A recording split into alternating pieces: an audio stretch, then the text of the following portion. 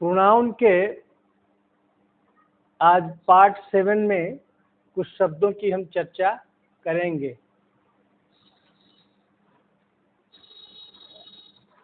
Note ए में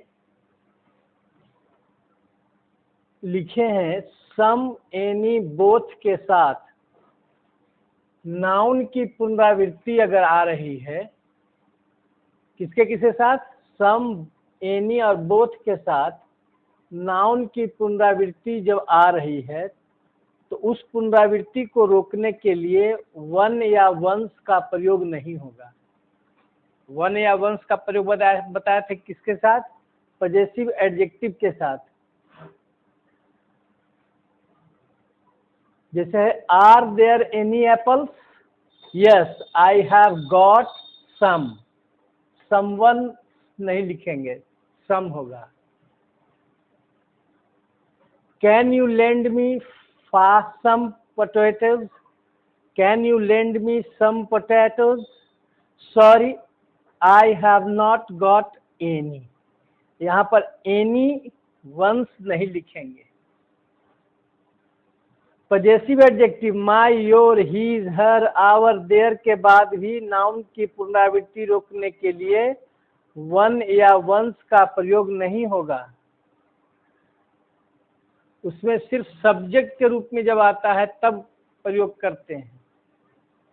जैसे I bought 5 books and she bought 10 ones, जो सब्जेक्ट के रूप में रहता है तब, मतलब नॉमिनेटिव केस में। लेकिन पजेसिव केस में भी नहीं आएगा। जैसे your coat is black but mine, not my one, is red. ठीक है। Her books are new but yours are old, यहाँ योर्स के जगह पर योर वंस का प्रयोग नहीं कर सकते। तो यह वन और वंस के प्रयोग में विशेष बात थी। अब है some, somebody, someone, something, any, anybody, anyone, anything. कहता है कि सामान्यतः सम तथा इससे बने हुए प्रोनाउंस, इससे बने हुए प्रोनाउंस कौन है? समबडी, समवन, समथिंग, तथा एनी या एनी से बने हुए प्रोनाउंस का प्रयोग निगेटिव वाक्य में किया जाता है। असम का प्रयोग या सम से बने हुए शब्द का प्रयोग अफर्मेटिव वाक्य में।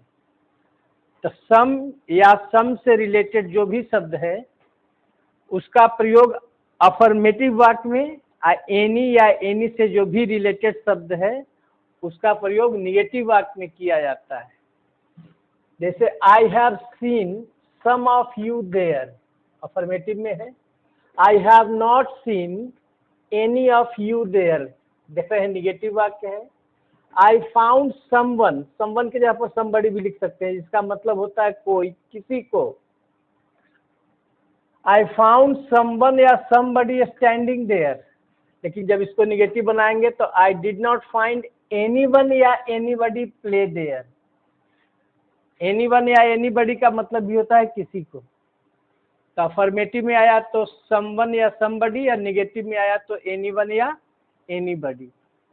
I must do something, something for him, something का प्रयोग हुआ अफर्मेटिव में। I must not do, negative हो गया तब एनीथिंग फॉर यू। तो देख रहे हैं समथिंग का प्रयोग आ रहा है अफर्मेटिव में, एनीथिंग का प्रयोग निगेटिव में। अब देखेंगे यहाँ पर इंट्रोगेटिव सेंटेंस में सम या एनी या इनसे बने प्रोनाउंस सबका प्रयोग अफर्मेटिव में होगा। लेकिन वाक्य जब निगेटिव रहेगा, इंट्रोगेटिव वाक्य यदि निगेटिव रहेगा तो सिर्फ एनी या एनी से बने हुए प्रोनाउंस का प्रयोग करेंगे। जैसे हैव यू सीन सम या any of them here? Is there somebody या anybody waiting for me? Do you need something या anything special on this occasion? Interrogative वाक्य सब अफर्मेटिव में है तो सम भी दे रहे हैं, एनी भी दे रहे हैं, समबडी भी दे रहे हैं, एनीबडी भी दे रहे हैं, समथिंग भी आ रहा है जहाँ वहाँ एनीथिंग भी आ रहा है। लेकिन देखिए निगेटिव वाक्य है हैवंट यू सीन निगेटिव है, इंट्रोगेटिव वाक्य निगेटिव में है, तो haven't you seen any of them here, यहाँ सम ऑफ देम गलत होगा। ठीक है। अगला पॉइंट है कि इफ वाले वाक्य में सम या इससे बने प्रोनाउंस तथा एनी या एनी से बने प्रोनाउंस दोनों का प्रयोग हो सकता है। इफ वाले वाक्य में, इफ से जो वाक्य शुरू होगा वैसे वाक्य में, जैसे देखें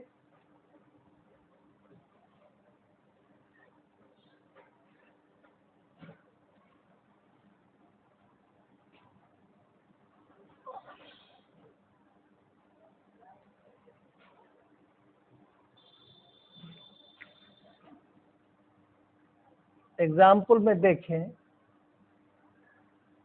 if I need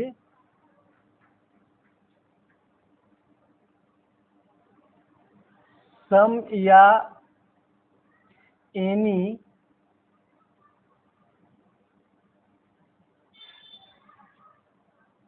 of you, if वाला वाक्य है।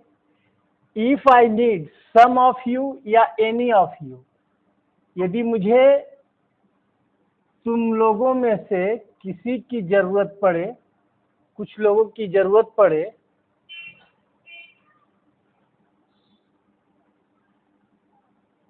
आई विल फोन यू, मैं तुम्हें फोन करूंगा। इससे क्या पता लगा कि इफ वाले वाक्य में सम का भी प्रयोग या एनी का भी प्रयोग संभव है।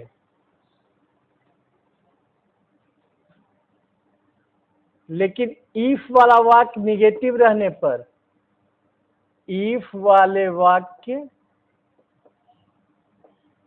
निगेटिव रहने पर सिर्फ एनी का ही प्रयोग करें।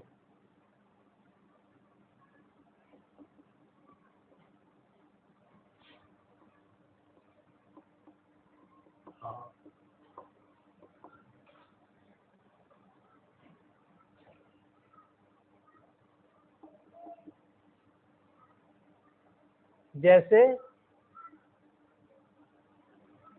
if you have not any problem, not if you have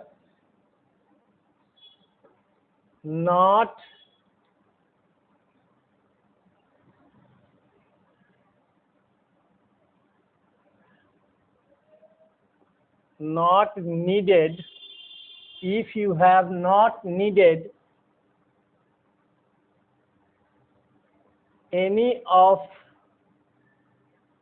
them, if you have not needed any of them, यदि तुम्हें उन लोगों में से किसी की जरूरत नहीं हो, you will send them to me, तब क्या करना, तो उन लोगों को मेरे पास भेज दोगे। यदि तुम्हें उन लोगों में से किसी की जरूरत नहीं हो,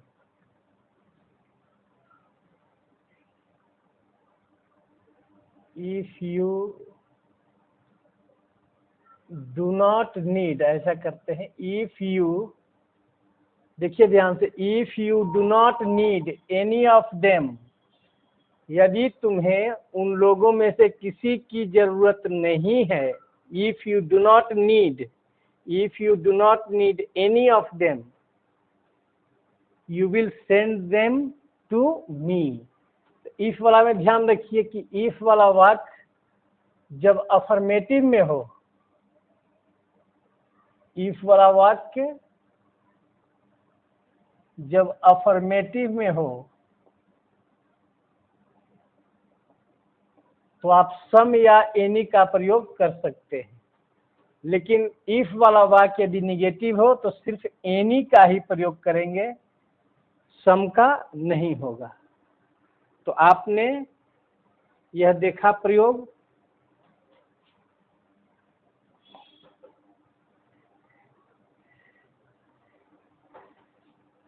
अब हम इसके बाद प्रोनाउन के अगले भेद में चलेंगे। यह आपका जो है पार्ट 7 था, 8वां पार्ट में अब हम चलेंगे।